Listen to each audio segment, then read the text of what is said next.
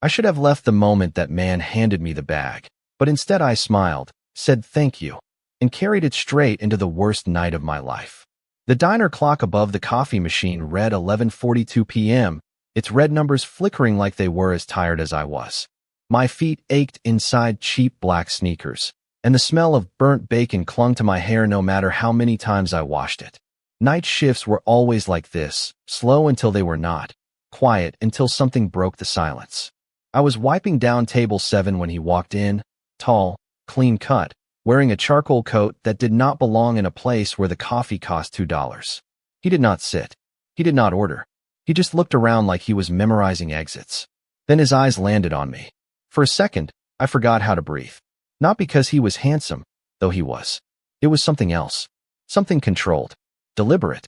He walked over, set a small black leather bag on my tray like it weighed nothing, and said, "Hold this for me." No explanation. No smile. Just those words, low and certain, like he expected the world to listen. "Sir, I cannot." I started, but he was already turning away.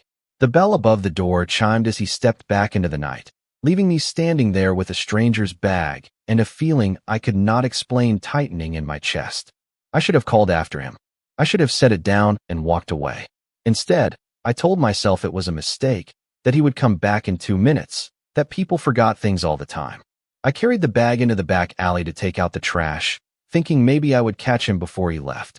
The air hit me first, cold and sharp, smelling like rain and asphalt.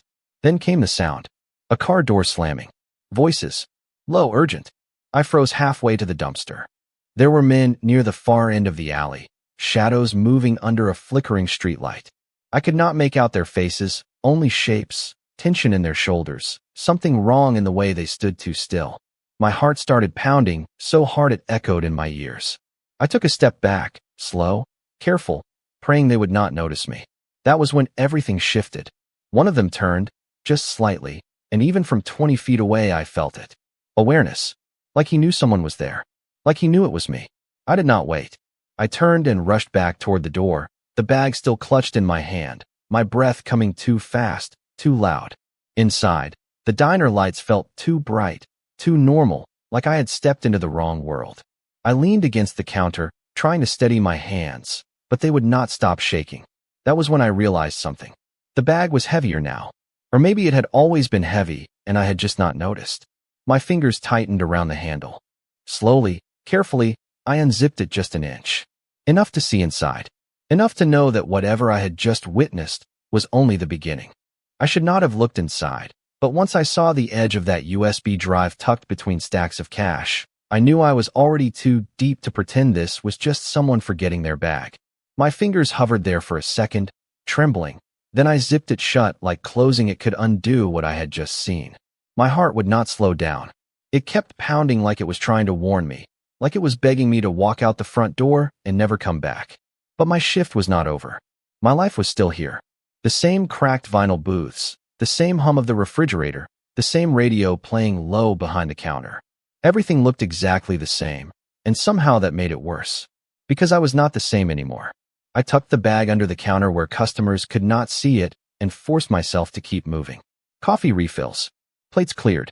Smiles that felt stretched too thin across my face. Every time the door chimed, my head snapped up. Every shadow outside the window made my stomach twist. 15 minutes passed. Then 20. He did not come back. I kept telling myself he would. That this would end the way normal mistakes ended, with an apology and a thank you and maybe a tip. But nothing about tonight felt normal. Then the bell above the door rang again, sharp and sudden. 3 men walked in, and the air changed instantly. They were not loud. They were not aggressive. But something about the way they moved made everyone else in the diner go quiet without knowing why. They did not sit. They did not look at the menu. They looked at me. My throat went dry. I felt it immediately, the same awareness from the alley, like they already knew something I had not said out loud. One of them stepped forward, his voice calm, but too precise. "You work the late shift?" I nodded before I could stop myself. "Yes." My voice sounded smaller than I felt. His eyes flicked to the counter, then back to me. "Busy night?" he asked. It should have been a casual question. It was not. I shook my head. "Not really." He studied me for a second longer than necessary. like he was measuring something I could not see. Then he smiled, but it did not reach his eyes. "If anyone left something behind tonight," he said slowly, "you would let us know." Not a question, a statement. I felt my pulse in my fingertips. The bag under the counter suddenly felt like it was glowing, like it was calling attention to itself. I swallowed. Of course. He held my gaze for one more second, then nodded to the others. They turned and walked out as quietly as they had come in. The bell chimed again, and just like that, the noise returned. Plates clinked. Someone laughed. The radio kept playing. But I stood there frozen, my hands gripping the edge of the counter so hard my knuckles turned white. They were not the same men from the alley. I knew that, which meant there were at least two sides looking for whatever was in that bag. Maybe more. My stomach dropped. I bent down slowly, my fingers brushing against the leather handle, and pulled it closer. This was not lost property. This was not a mistake. This was something people were searching for, something important enough to bring strangers into my diner asking questions they already knew the answers to. I glanced at the door, half expecting it to open again. It did not. Not yet. But I could feel it coming. That same tension in the air, like the night had not finished with me.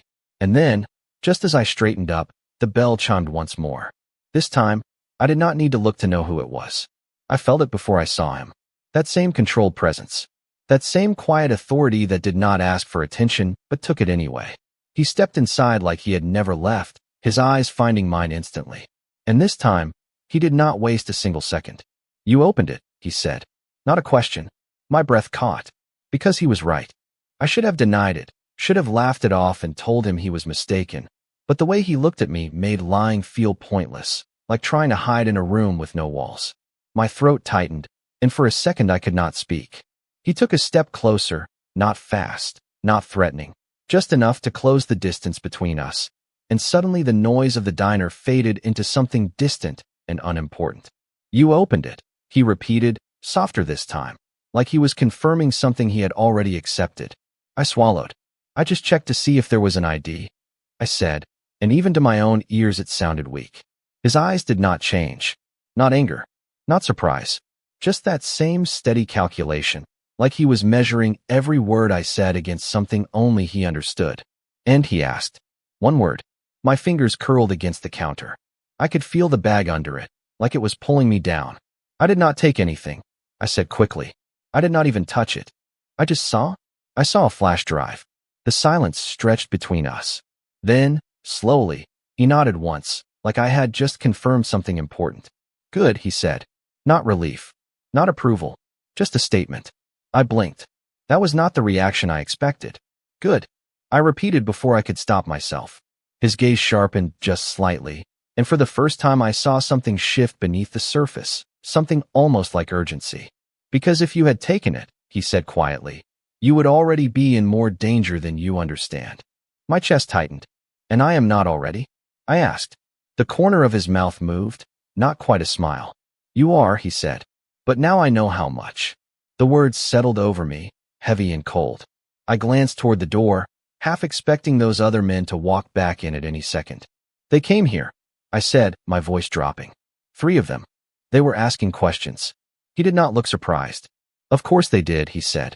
"They are not very patient." "Who are they?" I asked. He held my gaze for a long second, then looked away briefly, like he was deciding how much to tell me. "People who think that bag belongs to them," he said. "And they will not stop looking until they find it." My stomach dropped. "Then take it," I said quickly, reaching under the counter and pulling it out, pushing it toward him like it might burn me if I held it any longer. "Take it and go. I do not want anything to do with this." He did not reach for it. Instead, he looked at my hands, then back at my face. "It is not that simple," he said. My pulse spiked. "Why not?" For the first time, his voice lowered just enough that I had to lean in to hear him. "Because they already saw you," he said.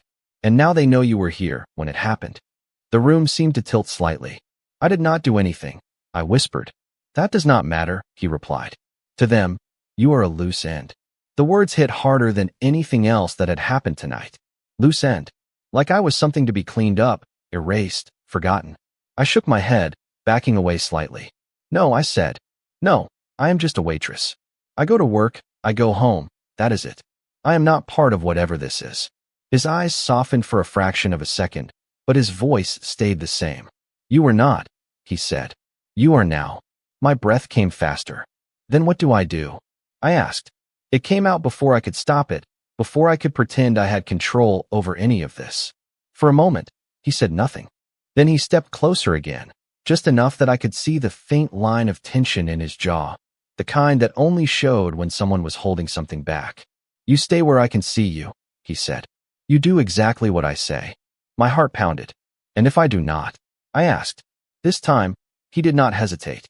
"Then I cannot guarantee what happens next." The bell above the door chimed again, and both of us turned at the same time. My stomach dropped, because deep down, I already knew. This night was not done with me. Not even close. I knew the second that bell rang again that whatever chance I had to pretend this night would end quietly was gone, and the way his shoulders shifted ever so slightly beside me told me he knew it too. I did not turn right away. I could not. My fingers were still wrapped around the edge of the counter, my knuckles pale, my pulse loud in my ears. "Do not look nervous," he said under his breath, so low I almost thought I imagined it. "I am way past nervous," I whispered back, barely moving my lips. "Then pretend you are not," he replied. "People like them notice everything." That was when I forced myself to turn. 2 men this time. Not the same 3 from before. Not the same shadows from the alley either. Different faces. Same feeling. Controlled. Focused. They stepped inside slowly, their eyes sweeping the diner in a way that made the space feel smaller, like the walls had moved in a few inches without anyone noticing. One of them glanced at the clock. The other looked straight at me. My stomach dropped. I could feel him beside me still, calm in a way that did not make sense, like this was something he had already planned for. "Take the bag," he said quietly. "Do not hesitate." I blinked. "What?" "Take it," he repeated. "Now." My body moved before my mind caught up. I grabbed the bag from the counter, my fingers tightening around the handle. It felt heavier than before, like it understood what was about to happen. "Walk," he said. "Not fast. Not slow. Toward the kitchen." I swallowed and did exactly that. 1 step. Then another. I could feel their eyes on me. I did not look back. I pushed through the swinging door into the kitchen, the heat hitting me immediately, the hum of the freezer loud in the silence. For a second, I thought I was alone. Then he was there again, right behind me, like he had never been on the other side of the counter at all. "How did you?" I started, but he cut me off with a look. "Listen carefully," he said. "There is a back exit. It leads to a narrow service alley. You will walk out, turn left, and keep going until you reach the street. Do not stop. Do not talk to anyone. Do you understand?" My heart pounded. "You are coming with me," I said quickly. His gaze held mine, steady, unshaken. "Not yet," he said. "If I leave now, they follow both of us. If I stay, they stay focused here." The logic made sense. That did not make it easier. "You said I should stay where you can see me," I said, my voice tightening. For a fraction of a second, something shifted in his expression. Then it was gone. "I will," he said. "Just not from here." I shook my head. "I do not even know your name," I said. It came out more desperate than I intended. He hesitated, just for a moment, like names mattered more than anything else he had said tonight. "Lucien," he said finally. The name settled into the air between us. Lucien Moretti. I repeated it in my head, anchoring myself to something real. "Sienna," I said, "if I am running for my life, you should at least know my name too." This time, the corner of his mouth almost lifted. "I already do," he said. Of course he did. That realization should have scared me more than anything else. Somehow it did not. Not compared to everything else. A sound echoed from the dining area. Chairs moving. Voices, sharper now. Closer. His attention snapped back toward the door. "Go," he said. No hesitation this time. I took a step toward the back exit, then stopped. "What about you?" I asked. He looked at me, really looked this time, and for the first time since this night started, there was something in his eyes that was not calculation. Something quieter. "I will find you," he said. Not a promise. Not a threat. Something in between. My chest tightened. Then another sound from the front, louder this time. No more time. I pushed the back door open, the cold air hitting me again, sharper than before, and stepped into the dark.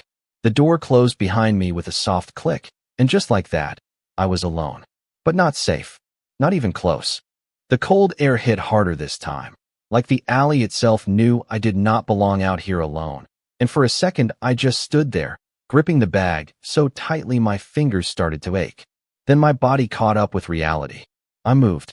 Fast, but not running. Just like he said. One step, then another, boots scraping lightly against damp concrete as I turned left and followed the narrow passage between buildings. The alley stretched longer than I expected, dimly lit by a single flickering bulb halfway down. My heartbeat filled my ears, louder than my footsteps, louder than the distant hum of traffic somewhere beyond the block. Do not stop. Do not talk to anyone. I repeated his words over and over, like they could keep me steady. But every shadow felt wrong. Every sound made my shoulders tense. Halfway down, I heard something behind me. Not loud, just enough. A shift of air. A step that did not match mine. I did not turn. I kept walking, faster now, my breath coming sharper, tighter. The exit to the street was just ahead, a slice of pale light cutting across the ground. Almost there. Almost safe. I stepped out onto the sidewalk and the world changed again. Cars passed. A couple argued across the street. Someone laughed from inside a bar half a block away. Normal. Completely normal. Like nothing had happened. Like I had not just walked out of a night that was unraveling faster than I could understand. I slowed down, forcing myself to blend in, to look like someone heading home after a long shift. My hands were still shaking. The bag felt heavier with every step. I glanced behind me. No one. Just the empty mouth of the alley, dark and quiet. For a moment, I thought maybe I had made it. Maybe this was it. I would go home, lock the door, pretend this night never happened. My apartment was only 6 blocks away. I could already picture it. The narrow hallway, the worn couch, the soft hum of the heater that never worked quite right. Safety. Or at least something close to it. I made it 2 blocks before I realized I was being followed. It was not obvious at first. Just a reflection in a storefront window. A shape that stayed a little too consistent behind me. My stomach dropped. I turned onto another street, sharper this time, pretending like I had somewhere to be. The reflection turned too. My pace quickened. So did theirs. My pulse spiked. This was not in my head. They were there. They had found me. I reached the corner and hesitated for half a second. Left would take me home. Right would lead toward the main road. More people, more light. I turned right. My breath came faster now, each step louder than I wanted it to be. The city noise grew, cars passing, headlights sweeping across the pavement, but it did not make me feel safer. If anything, it made everything harder to track. I glanced back again. Closer now. Not running. Not rushing. Just steady. Like they knew I could not outrun them. My grip tightened on the bag. I thought about dropping it. Just leaving it on the sidewalk and walking away. But something stopped me. Something about the way Lucien had looked at me. The way he said it was not that simple. He was right. Nothing about this was simple anymore. I turned another corner, my heart hammering, and that was when a black car rolled slowly to a stop at the curb ahead of me. The passenger door opened. I froze. For 1 second, everything inside me screamed not to move, not to trust anything tonight. Then I saw him. Sitting inside, one hand resting casually on the door, his gaze locked on mine like he had been expecting me. Get in, Lucien said. Not loud. Not rushed. Just certain. I looked back over my shoulder. The figure behind me was closer now, no longer pretending to be anything else. My chest tightened. I did not have time to think. I moved. Slid into the car, pulling the door shut behind me as the world outside blurred into motion. The car pulled away instantly, smooth and controlled, like it had never been stopped at all. I sat there, breath uneven, hands still shaking, the bag clutched in my lap like it was the only thing anchoring me to reality. For a few seconds, neither of us spoke. Then, without looking at me, Lucien said quietly, "Now you understand." I stared straight ahead, the city lights passing in streaks across the windshield. Understand what? I asked. This time, he did look at me, and the answer in his eyes was colder than anything he had said all night. That walking away was never an option. The car moved like it belonged to the road, smooth and silent, weaving through late-night traffic without hesitation, and I sat there trying to catch my breath while everything I thought I understood about my life slipped further out of reach. My hands were still wrapped around the bag, my fingers numb from gripping it too tightly, like letting go would somehow make all of this real in a way I was not ready for. I stared out the window, watching familiar streets pass by, places I had walked 100 times without thinking, now looking completely different through the glass of a car I never chose to enter. "Where are we going?" I asked finally, my voice quieter than I intended. Lucien did not answer right away. His eyes stayed on the road, his posture relaxed in a way that did not match the tension coiled beneath it. "Somewhere you can stay alive long enough to decide what to do next," he said. I let out a small breath that was almost a laugh. "You make it sound like I have options." This time, he glanced at me briefly. "You do," he said. "They are just not good ones." I shifted in my seat, the leather cold against my skin. "You keep saying they," I said. "Who exactly are we talking about?" His jaw tightened just slightly, like the question mattered more than the others. "A network that should not exist," he said. "People in positions of trust who sell information, protection, access. Judges, officers, officials. The kind of people you are supposed to rely on." My stomach twisted. "And that," I nodded toward the bag in my lap, "has something to do with them."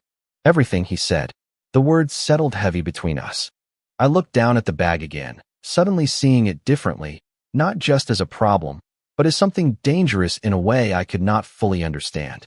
"Then why give it to me?" I asked. "Why walk into a diner and hand it to a stranger?" For the first time since I met him, he hesitated. "Not long. Just enough to notice." "Because you were not supposed to be a stranger," he said quietly. I blinked. "What does that mean?" He exhaled slowly, like he was choosing each word with care. "It means I miscalculated," he said. "The man who was supposed to take that bag never showed. You were standing in the wrong place at the wrong time." I let that sink in. Wrong place. Wrong time. That was it. That was the reason my life had turned upside down in less than an hour. "So I am just a mistake," I said. Not accusing, just stating it out loud. His grip on the steering wheel tightened for a fraction of a second. "No," he said. "If you were just a mistake, you would not be sitting here." I did not know what that meant, and part of me was not sure I wanted to. The car slowed as we turned onto a quieter street, lined with buildings that looked more expensive than anything in my neighborhood. Clean sidewalks, tall windows, lights still on in places where people did not worry about electricity bills. The car pulled into an underground garage, the gate opening automatically as we approached. I felt my chest tighten again. This was his world, not mine. The car came to a stop, and for a moment neither of us moved. The engine hummed softly, the only sound in the enclosed space. "Listen to me," Lucien said, turning toward me fully now. His voice was calm, but there was something underneath it, something sharper. "From this point forward, you do not open that bag again. You do not plug in that drive. You do not tell anyone what you saw tonight. Not your friends. Not your coworkers. No one." I nodded before I could stop myself. It was not a choice. It felt like instruction carved into something deeper than logic. "And if I do?" I asked quietly. His eyes held mine, steady and unflinching. "Then I will not be able to protect you," he said. The words were simple. The weight behind them was not. I swallowed, my throat dry. "You keep saying that," I said. "Protect me from what?" He leaned back slightly, his expression hardening just enough to remind me who I was sitting next to. "From people who will not ask questions before they act," he said. "From a system that erases problems instead of solving them." A chill ran down my spine. "And you are different?" I asked. For a moment, something flickered in his eyes. Not anger, not offense, something more complicated. "No," he said. "I am just on a different side of it." The honesty in that answer hit harder than anything else he had said.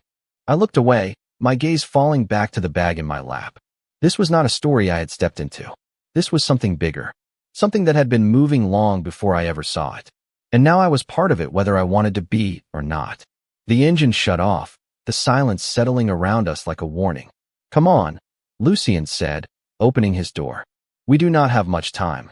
I hesitated for half a second, then followed him out into the dim light of the garage, the bag still in my hands, my heart still racing, and the realization sinking in deeper with every step. Whatever this was, it was only just beginning. I followed him across the concrete floor of the garage, my footsteps echoing faintly behind as like I was stepping into a place that had already decided I did not belong there. And the deeper we went, the more it felt like the outside world was being sealed off behind me. He moved with quiet certainty, not looking back, not slowing down, like he expected me to keep up and knew that I would. I tightened my grip on the bag and matched his pace, my eyes flicking around the dim space. noting the security cameras in the corners, the clean lines of expensive cars parked in perfect rows, the kind of order that only existed where control was absolute. We reached a steel door at the far end, and he pressed a code into a small panel without hesitation. The lock clicked open with a soft sound that felt louder than it should have. He pushed the door open and stepped inside. I hesitated for half a second, then followed. The hallway beyond was quiet, carpeted, warm in a way that made the cold outside feel even further away. Soft lighting ran along the walls, subtle and intentional, like nothing here was accidental. He did not stop until we reached an elevator. He pressed the button once, and within seconds the door slid open. No waiting. No delay. Of course not. I stepped in beside him, the space suddenly smaller than it should have been. The doors closed, sealing us inside. For a moment, neither of us spoke. The elevator began to move, smooth and silent, rising floor by floor. I watched the numbers change, each one pulling me further away from everything I knew. How many people know I am here? I asked finally. My voice sounded steadier than I felt. He did not look at me. Fewer than you think, he said. More than you would like. I let out a breath. That is not reassuring. It is not meant to be, he replied. The elevator stopped. The doors opened onto a private hallway, wider than the one below, lined with dark wood and soft light that made everything look expensive without trying too hard. He stepped out, and I followed again, my senses on edge. There were no sounds of neighbors. No distant televisions. No footsteps from other apartments. Just silence. We reached a door at the end, and this time he used a key. A real one. The door opened into a space that did not look like anything I expected. Not flashy. Not cold. It was quiet. Clean lines. Neutral colors. Large windows stretching across the far wall, revealing a view of the city that made my chest tighten. Lights spread out for miles, like a map of everything I used to be part of. He stepped inside and turned on a single lamp, casting a soft glow across the room. You can put the bag down, he said. I did not move right away. Something about letting go of it felt wrong, like it was the only proof that tonight had actually happened. Slowly, I walked to the table near the window and set it down. My fingers lingered on the handle for a second before I pulled back. The weight left my hands, but not my mind. I turned to face him. So what now? I asked. He removed his coat, draping it over the back of a chair with controlled precision, like every movement had a purpose. Now, he said, you stay here. My stomach dropped. Stay here? Yes. For how long? He met my gaze then, and there was no hesitation in his answer. Until I know it is safe for you to leave. I let out a short breath. And how long is that supposed to take? He did not answer immediately. That was answer enough. I shook my head slightly. I have a job, I said. A life. I cannot just disappear. You already have, he said quietly. The truth of it hit harder than I expected. I thought about the diner, the clock, the smell of coffee and grease, the routine that had felt so small just hours ago. It felt like another world now. People will notice, I said. Someone will ask questions. Let them, he replied. Questions are easier to manage than answers. I stared at him, trying to understand how someone could say something like that so easily. You keep talking like this is temporary, I said. Like I can just go back to normal when it is over. His expression did not change, but something in his eyes shifted, something quieter, almost unreadable. Normal is relative, he said. I let that sit for a second, then looked past him toward the door, the hallway, the elevator that had brought me here. Everything felt far away, out of reach. I looked back at him. And if I try to leave? I asked. He did not step closer. He did not raise his voice. He just held my gaze. Then I will stop you, he said. Not a threat. Not anger. Just fact. The kind you do not argue with. The room felt smaller suddenly, the air heavier. I looked at the bag on the table, then back at him. You said I had options, I said quietly. That does not sound like options. This time, the corner of his mouth moved just slightly, something almost like a sad acknowledgement. It is, he said. You just have not realized what they cost yet. I stared at him, trying to decide if what I felt was fear or something worse, something quieter and more dangerous, like the slow realization that he was not exaggerating, that every word he said carried weight I could not ignore.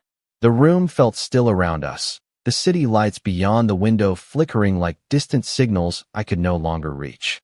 I wrapped my arms around myself without thinking, grounding my body in something real. You talk like this is inevitable, I said.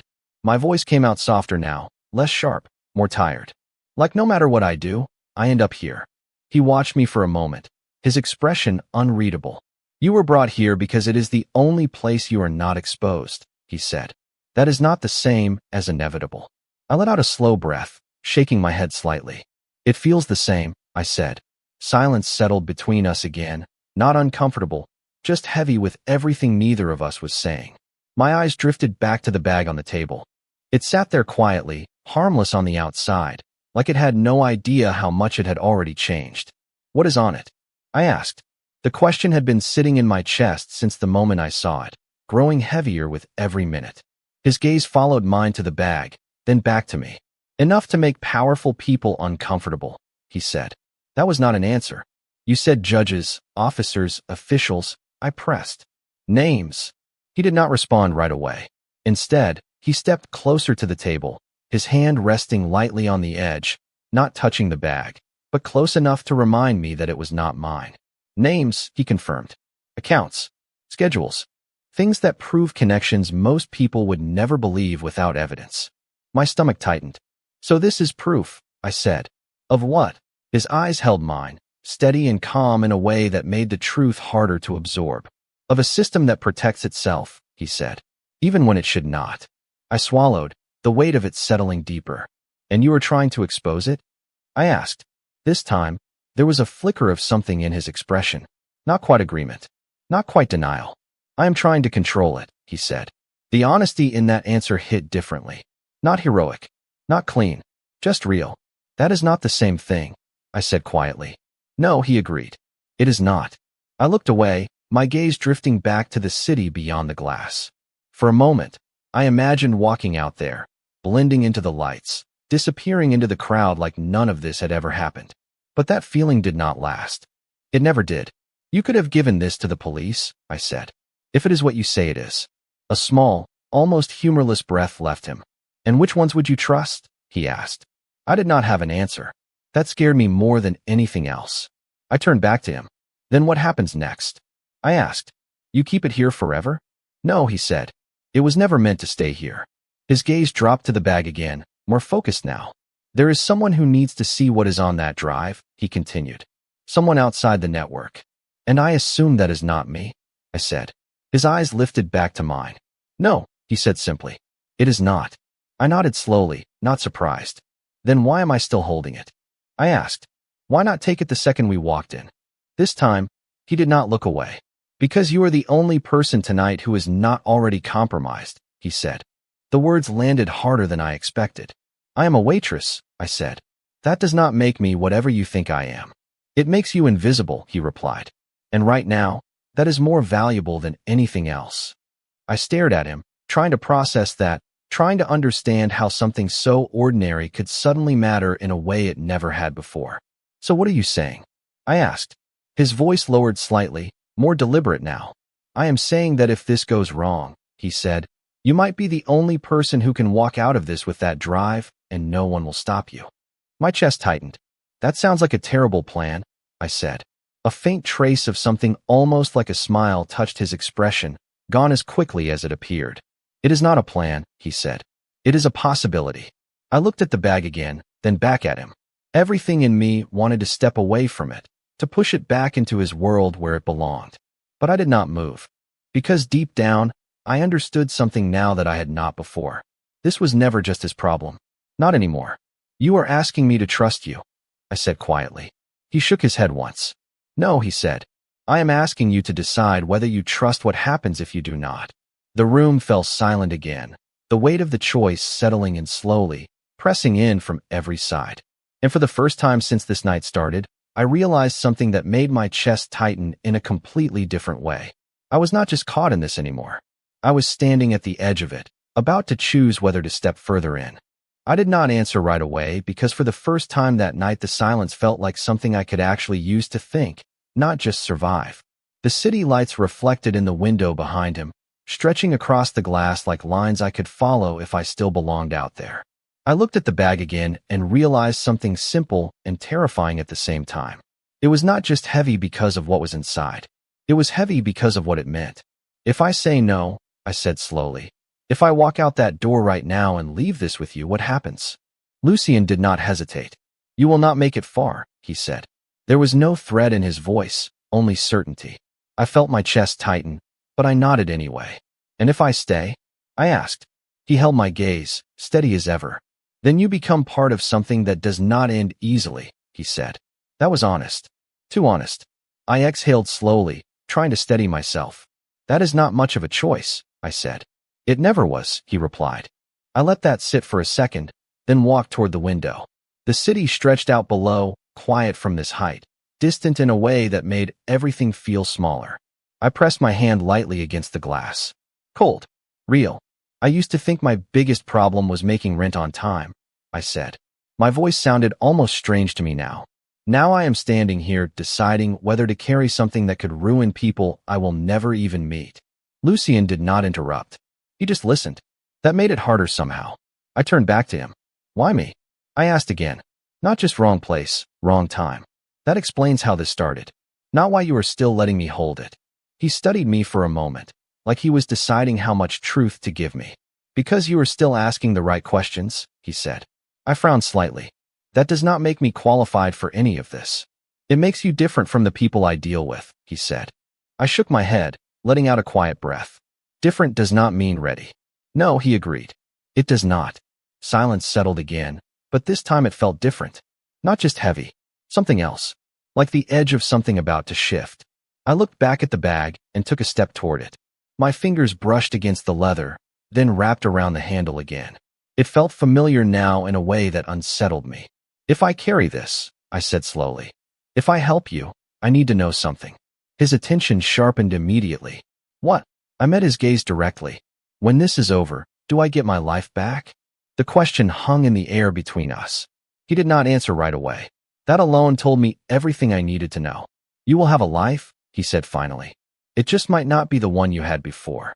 I nodded once, absorbing that. It was not comforting, but it was real. And right now, real was all I had.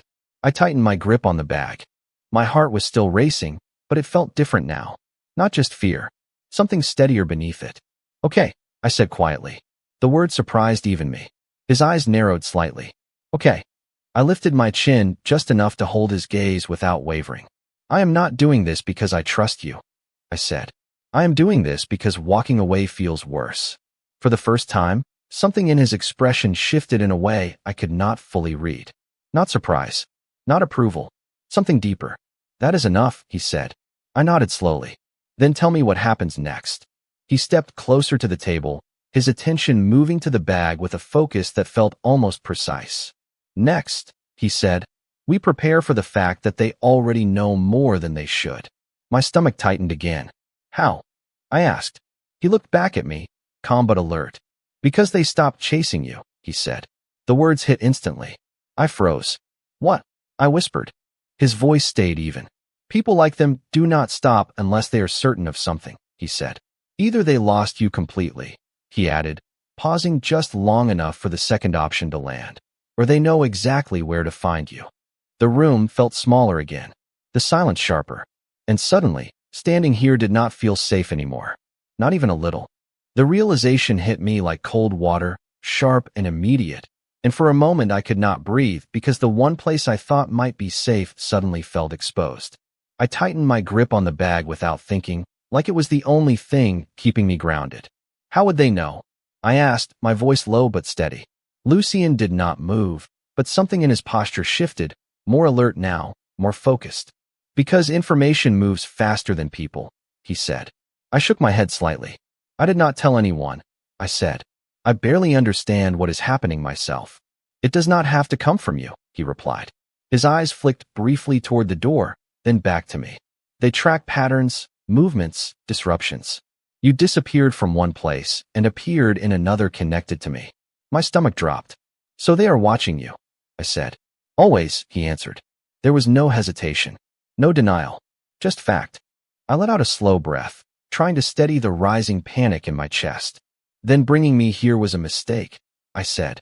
It gave them exactly what they needed. He did not argue. That was what made it worse. It gave them a possibility, he said. Not certainty.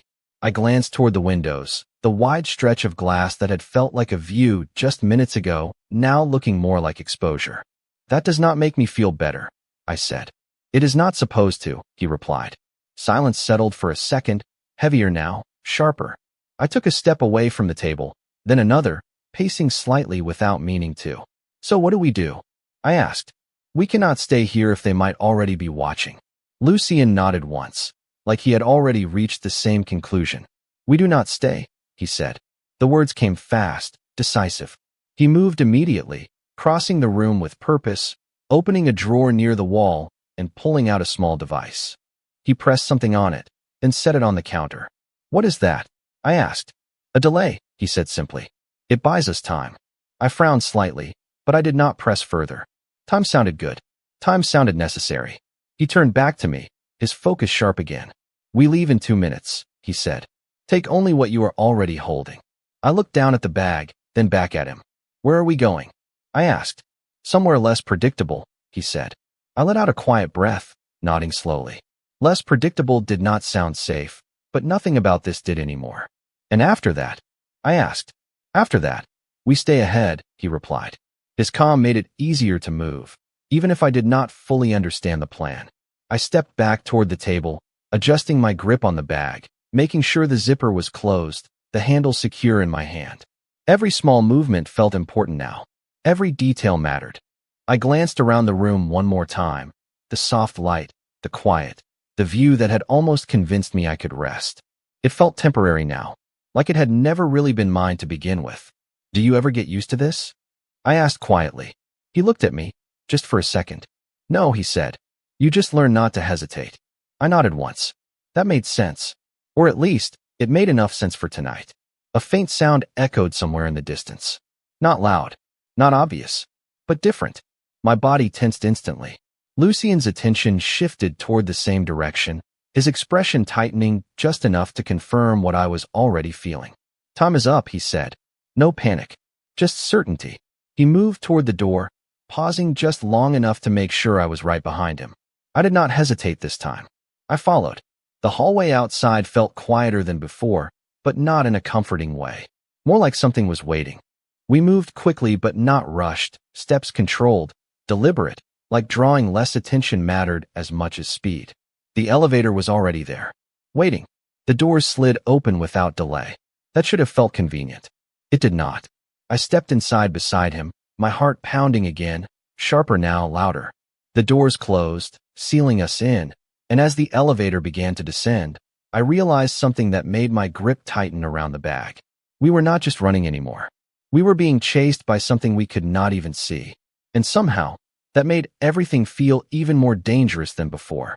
The elevator moved too smoothly, too quietly, and that made every second inside it feel longer than it should have, like we were suspended between being safe and being found.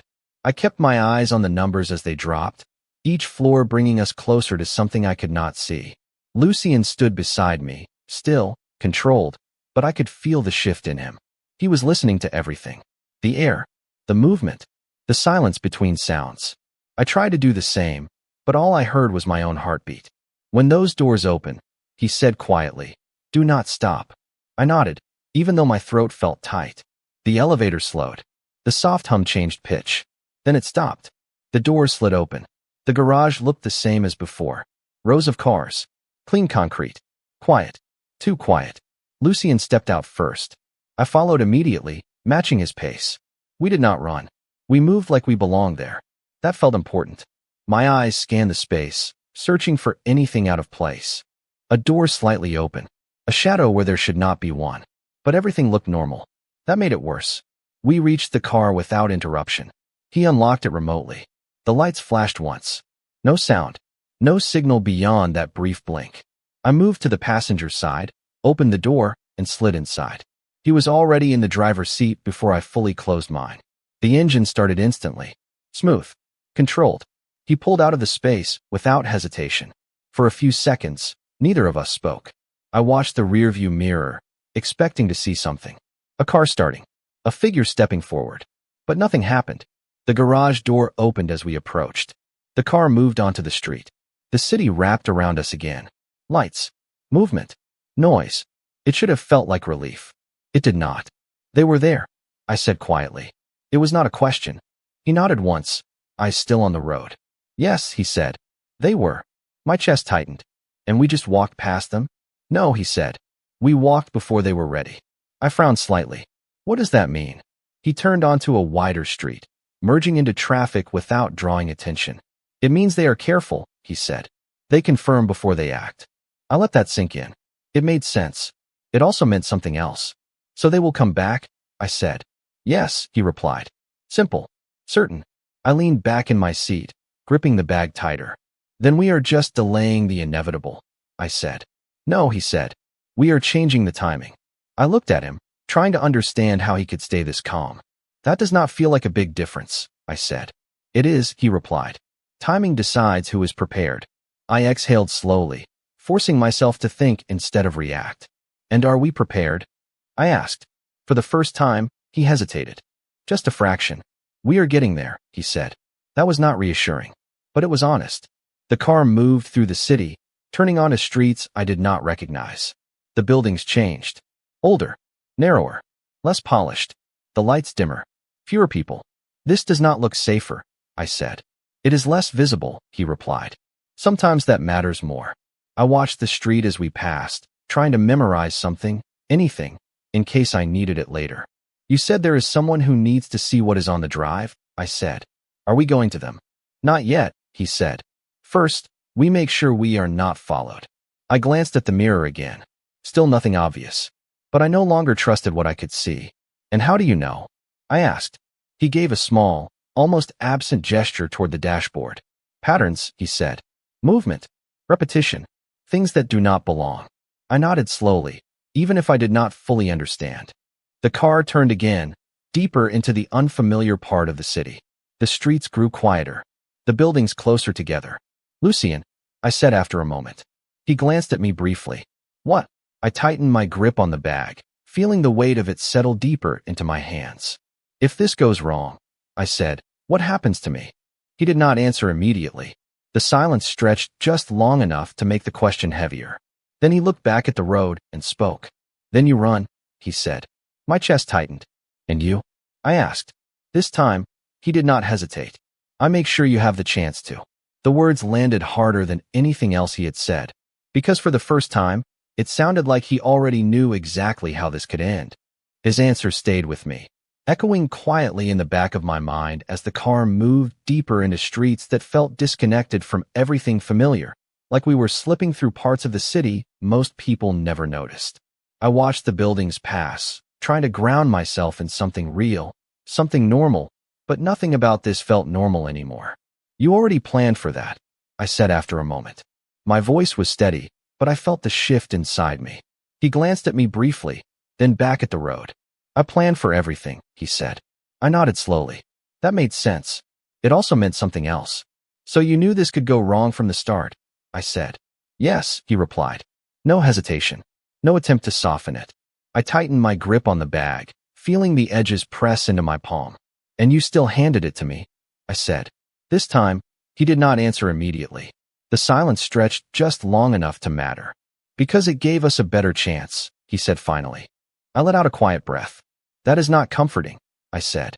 It is not meant to be, he replied. The car slowed as we approached a narrow intersection, then turned onto a street that looked almost forgotten. The lights here were dimmer. The sidewalks uneven.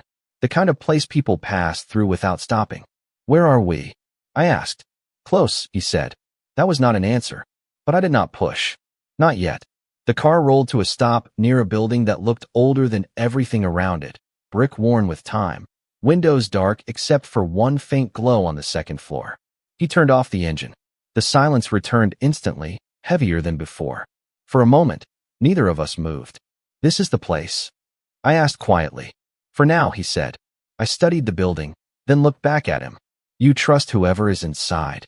I asked. He met my gaze. Enough, he said. That was not reassuring, but it was honest.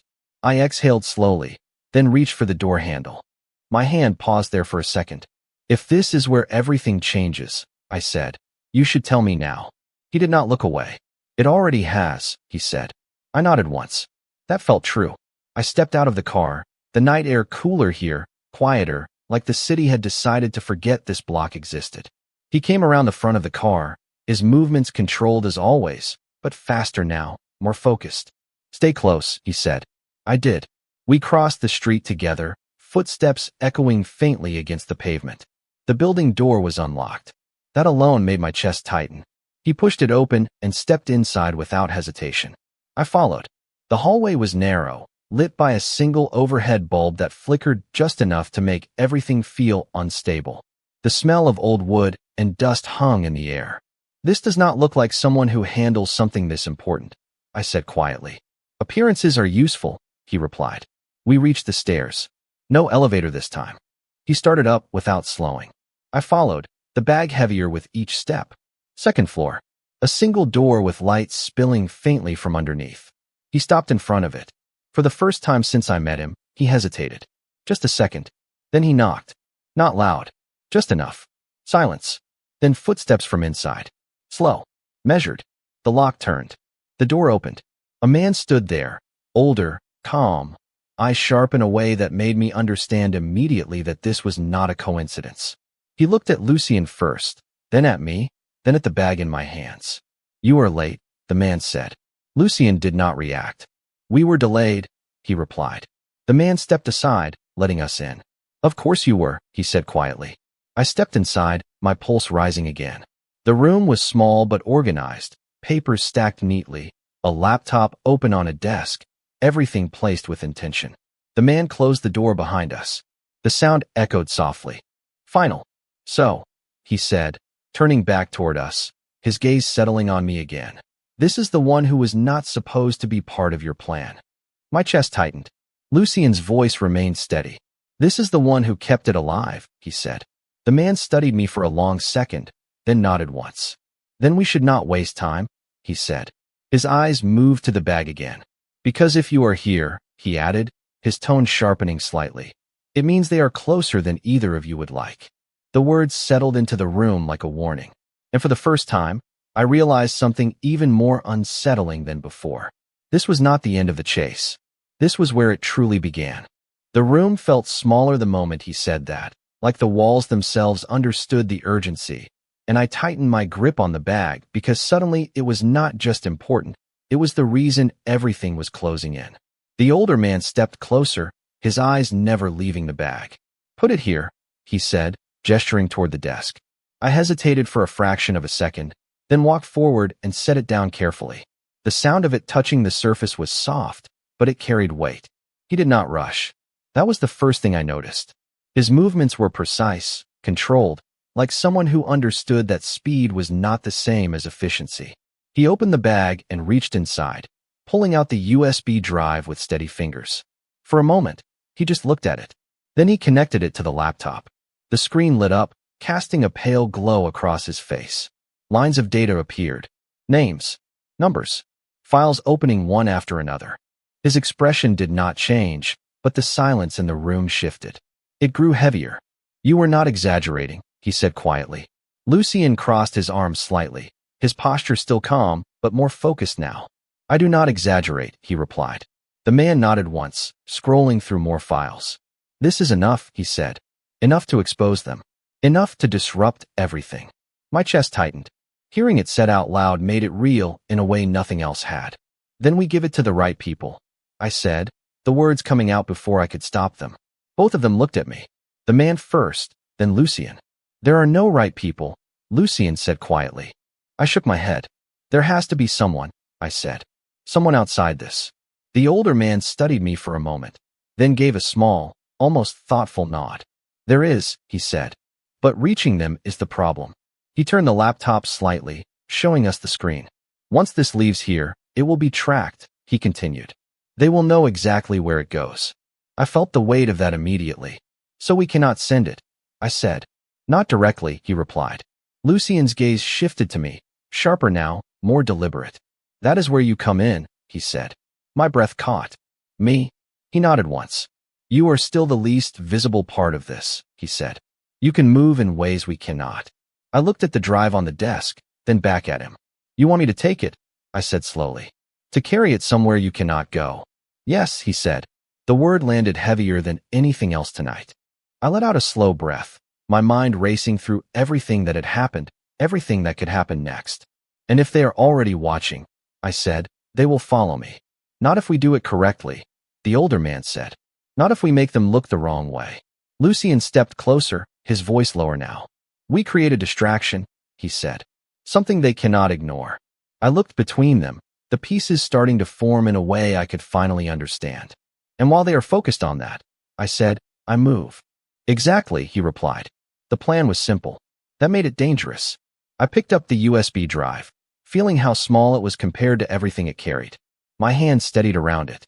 Where do I take it? I asked. The older man reached into a drawer and pulled out a small card, sliding it across the desk. An address. A name. You go here, he said. You ask for him directly. No one else. I took the card, memorizing it instantly. And then, I asked. Lucien met my gaze, something different in his eyes now. Not just control, not just calculation, something quieter. Then you walk away, he said. I searched his expression for a second longer than I meant to. And you? I asked. This time, he did not answer right away.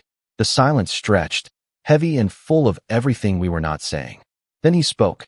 I make sure they are not looking at you, he said. The words settled into something deeper than a plan, something closer to a promise. My chest tightened, but I nodded anyway. Because there was no going back now.